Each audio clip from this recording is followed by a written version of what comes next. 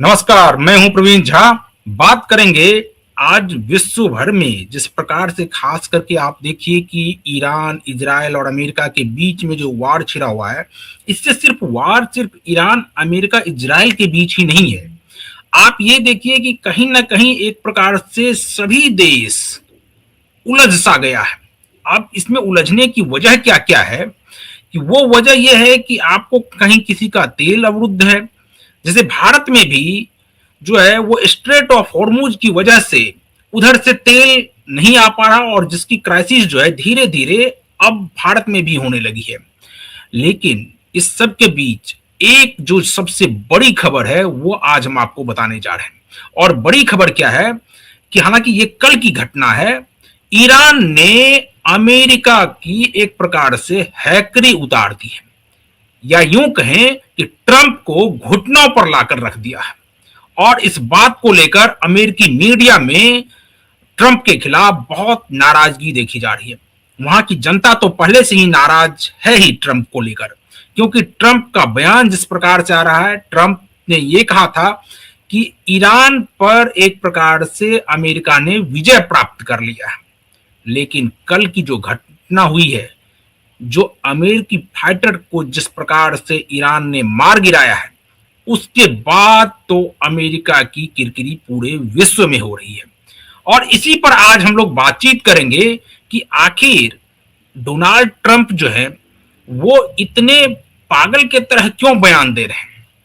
America की जिस प्रकार से वो प्रभुत्व स्थापित करना चाहते हैं हर जगह, वो क्यों इस प्रकार से लगे हुए हैं। आप देखिए, इससे पहले अफगानिस्तान में भी यही स्थिति थी, इराक में यही स्थिति है।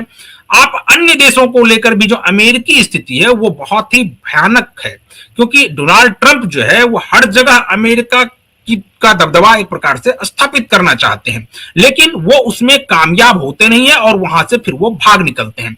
इस बार वो गलत देश से पंगा ले लिया, खास करके ईरान से। ईरान तो एक प्रकार से सुसाइड बॉम्बर की तरह है कि ईरान इस बार ये चाह लिया है और पूरी तरह से है कि वो अमेरिका को नेस्तनाबूद करके ही छोड़ेगा। और इसी को लेकर आप देखिए कि कई बार ये कहा गया कि अमेरिका जो है वो ईरान से इस बार बातचीत के जरिए अब इसका समाधान हो जाएगा। ट्रंप ने कहा भी था कि अब ये बातचीत के स्तर पर आ गया है, लेकिन ईरान ने साफ उसको खारिज कर दिया। ईरान बातचीत करने को तैयार नहीं है। ईरान के राष्ट्रपति ने यहां तक कहा कि अगर बातचीत करते हैं तो इसका मतलब यह हुआ कि हार को स्वीकार करते हैं। अब इसी सब पर आज बातचीत करेंगे और कल जो घटनाक्रम घटा है, खास करके जिस प्रकार से फाइटर जेट को मार गिराया है, उस पर चर्चा करेंगे। और इस चर्चा में हमारे साथ वरिष्ठ पत्रकार संजीव प्रियदर्शी जी जुड़े हुए। संजीव जी, हम आपसे जानना चाहेंगे कि अमेरिका एक तो इस प्रकार से डोनाल्ड ट्रंप पागलपन में क्यों उतारू हो गए हैं कि वो हर जगह अपना प्रभुत्व स्थापित करना चाहते हैं। आपको नमस्कार और आपके दर्शकों को भी नमस्कार। देखिए, अमेरिका एक साम्राज्यवादी शक्ति है और वो आज से नहीं, लंबे समय से साम्राज्यवाद ही फैलाती है। आप बस इससे अनुमान लगा सकते हैं, जो सीआईए का बजट है, जो उनकी गुप्तचर एजेंसी है, जो पूरी दुनिया में काम करती है, एफबीआई उनकी इंटरनल एजेंसी है और सीआईए एक्सटर्नल इंटेलिजेंस एजेंसी है, उसका बजट दुनिया के 120 देशों के बजट से ज्यादा है। तो ये सोर्स ऑफ एनर्जी को कंट्रोल कर, और दूसरी बात है कि डीप स्टेट है अमेरिका के अंदर, जो राष्ट्रपति चाहे बदल जाए, लेकिन सरकार के काम की का जो तौर तरीका है, जो एडमिनिस्ट्रेशन का जो काम करने का तौर तरीका है, वो नहीं बदल।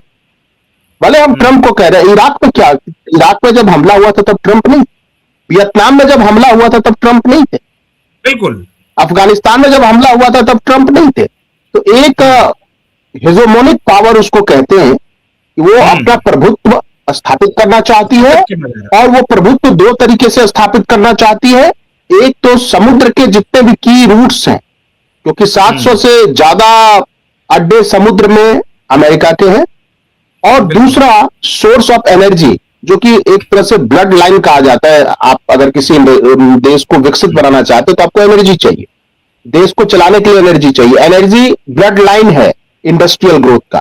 उस एनर्जी के सोर्स पर कंट्रोल करना चाहते हैं। एक बात और है जिसकी चर्चा ज्यादातर नहीं होती है।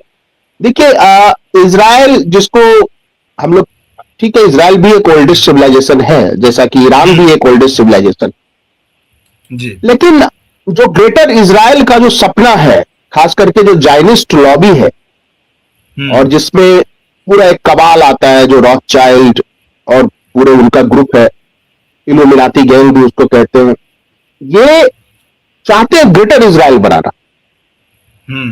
और ग्रेटर इजराइल में सीरिया भी है, जॉर्डन भी है, यहां तक कि मक्का मदीना भी है। और ईरान इसको होने नहीं देना चाहता है। जिस तरह से, हाँ, ईरान की भी गलती है, एक पक्ष केवल इजराइल की गलती नहीं है। इजराइल चाहता है कि पूरे उस मिडिल ईस्ट में अधिकतर जगह वो कंट्रोल कर ले।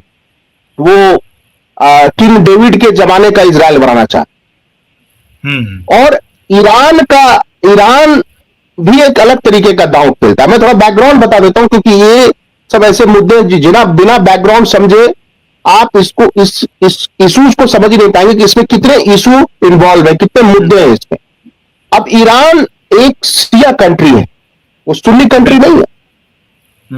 और वो ये दिखाना चाहती है जैसे हमास है, हिजबुल्लाह है और यूथी है, ये तीन उनके एक्सटर्नल आर्म्स हैं, यानी कह लीजिए मिलिशिया है, जो लेबनान में सक्रिय है, गाजा में सक्रिय है और यमन में सक्रिय है। इन तीनों के जरिए वो इजराइल को तो कंट्रोल करता ही है, साथ में सुन्नी कंट्रियों को भी एक तरह से चेतावनी। याद कीजिए, सद्दाम हुसैन इराक के शासक थे और वो सुन्नी थे, और इराक शिया बहुल स्टेट है, 60% वह शिया है और 15% के आसपास कुर्द है। तो आखिर ईरान तब क्यों लड़ रहा था इराक से? उस समय तो खुमैनी थे, बिल्कुल नहीं, क्यों लड़ रहा था? वो भी शिया वर्सेस सुन्नी था। हाँ, इनसे पहले वाले जो खुमैनी थे वो 8 साल तक युद्ध चला, और दोनों को हथियार सप्लाई करने वाले अमेरिकन और इजरायली। जब अफगानिस्तान में युद्ध चल रहा था, मैं बता रहा हूं, जब अफगानिस्तान में युद्ध चल रहा था प्रवीण जी, तब ईरान के यही अयातुल्ला अमेरिका को सपोर्ट कर रहे थे, क्योंकि अफगानिस्तान सुन्नी बहुल कंट्री, सुन्नी बहुल तालिबान है। तो एक सुन्नी वर्सेस शिया की फाइट है। और अगर देखिए, जब गाजा में जो निवास करते हैं, जो रहते हैं, उसमें 85% सुन्नी मुसलमान है। और सऊदी अरब, चाहे कतर हो, यूएई हो, इनका यह कहना है कि अगर ये हमास इस तरह से हमला ना करता तो इजराइल को काउंटर अटैक करने की का मुद्दा नहीं मिलता। अब हमास तो हमला करके चला गया, डिमोलिश हो गया, लेकिन ज्यादातर कौन मरे? सुन्नी मरे।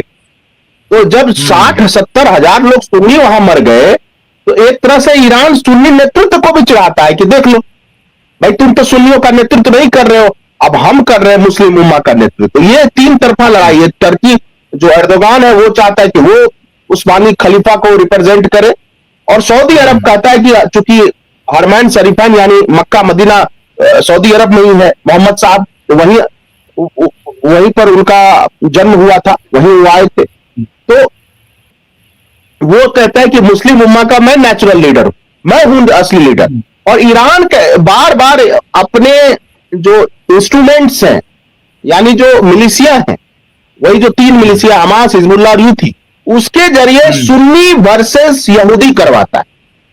तो ईरान भी इसमें पाक, हाँ, हम ये मानते हैं कि ईरान एक ओल्डेस्ट सिविलाइजेशन है, नो डाउट इसमें। और ईरान के लोग अब मुस्लिम उम्मा में, यानी मुस्लिम वर्ल्ड में, ईरान के चाहे वो लड़के हो चाहे लड़कियां, सबसे पढ़े लिखे हैं, एजुकेशन का लेवल बहुत अच्छा है। और आप देखिए कि मोसाद की ये योजना थी, अब मिसकैलकुलेट कहां कर गए ट्रंप।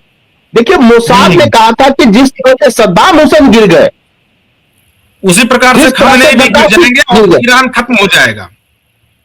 हाँ, ईरान, लेकिन वो डिसेंट्रलाइज है, वो पूरा जो सिस्टम है, चाहे वो धर्मगुरु का हो, इवन जो आईआरजीसी है, इरानियन रिवॉल्यूशन गार्ड, उसका भी पावर डिसेंट्रलाइज है। जब पिछली बार हमला हुआ था ईरान पर, तो उन्होंने एक रणनीति बनाई, और इस रणनीति में रसिया का सहयोग है, क्योंकि रसिया, देखिए, लो कॉस्ट वार करने में रसिया से बड़ा कोई देश नहीं इस दुनिया में। चाहे वो सेकेंड वर्ल्ड वार हो, स्टालिन ने भी बहुत लो कॉस्ट वार लड़ा था हिटलर के खिलाफ।